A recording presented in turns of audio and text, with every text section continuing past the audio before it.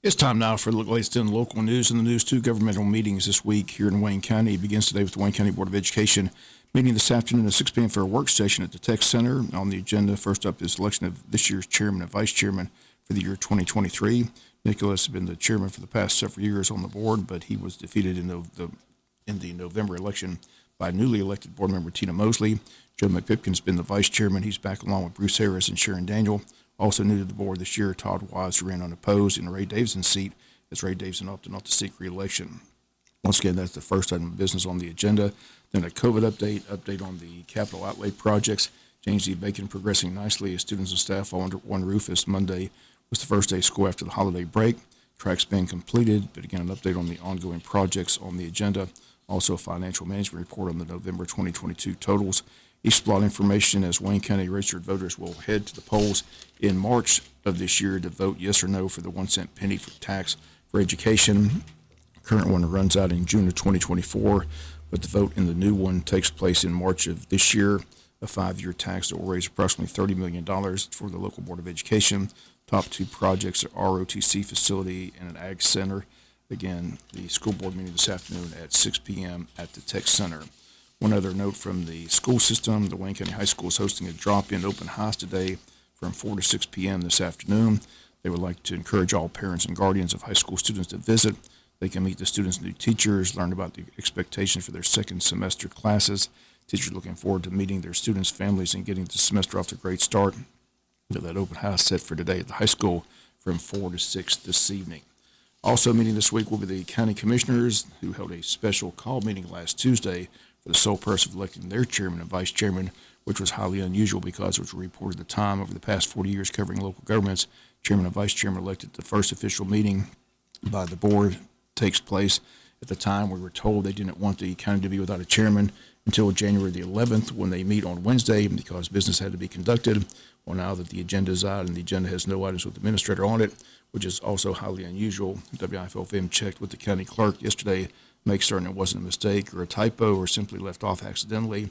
No, we were told that the chairman, who has a say on what goes on the agenda, told the clerk not to put that on the agenda. There's an executive session to discuss personnel and litigation. WIFLFM believes that executive session is a discussion on the future of County Administrator A. Jeffords.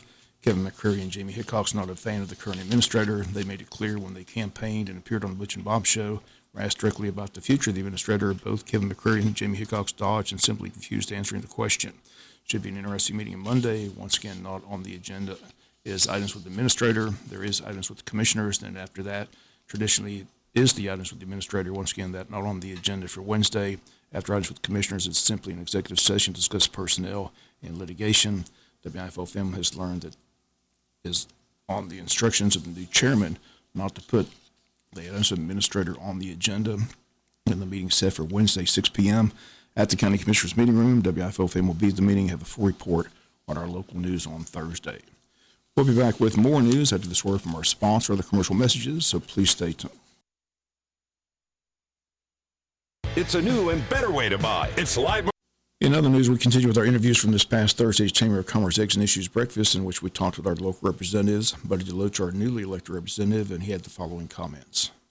Our new representative, Buddy DeLoach, the session's about to kick in. People want to know what we can expect up there in Atlanta. We're not real sure since we've got a new speaker and a new lieutenant governor, and on the House side we have all new leadership. So we'll be watching closely to see where they lead us this session.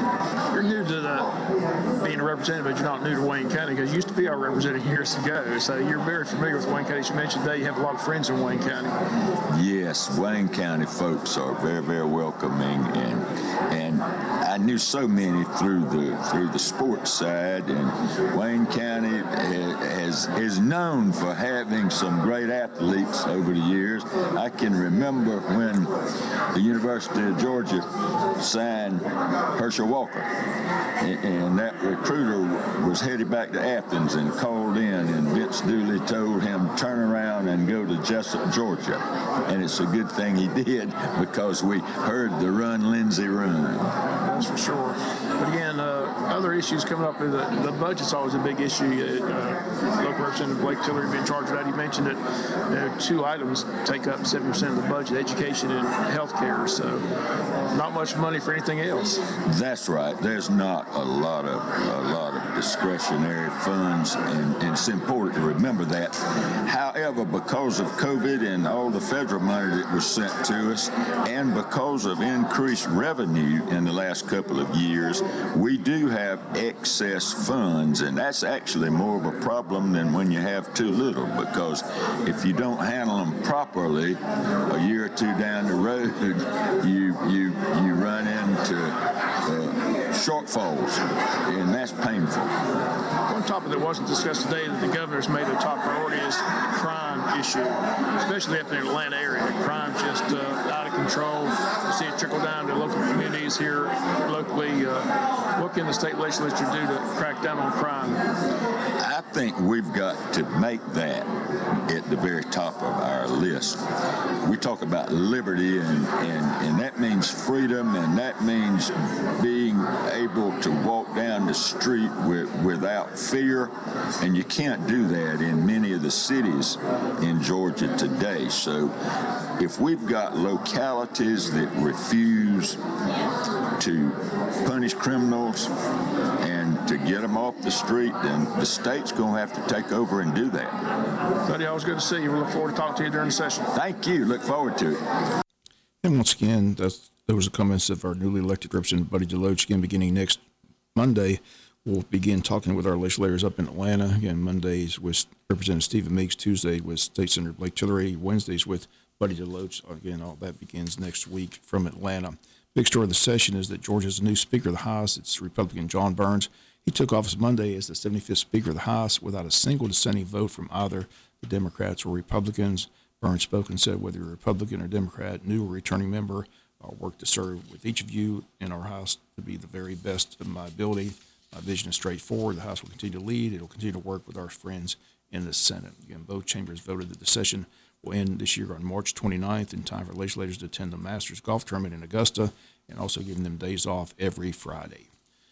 We'll be back with some final news notes after this word from our sponsor of the commercial messages, so please stay tuned. Final notes news: Turning Point Worship Center has a big event coming up in January 26th. It's called the Banquet of Hope.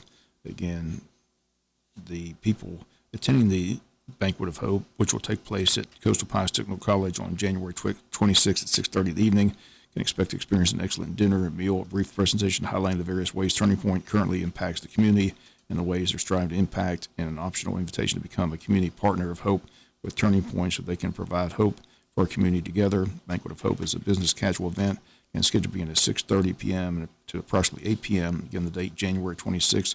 Again, if you need more information, call Turning Point Worship Center. You can call Jordan Davis at 912-294-1876.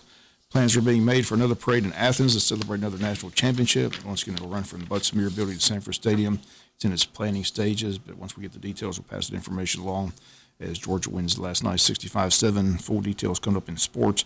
Game over at halftime. Mailman delivers again, accounting for 6 touchdowns, 4 in the air, 2 with his running ability. Dogs back on top. Again, back-to-back national champions. Again, we'll have all the details coming up in local sports. That's going to do it for the latest in local news. Sports comes your way in a few minutes. Bob Morgan saying have a great day.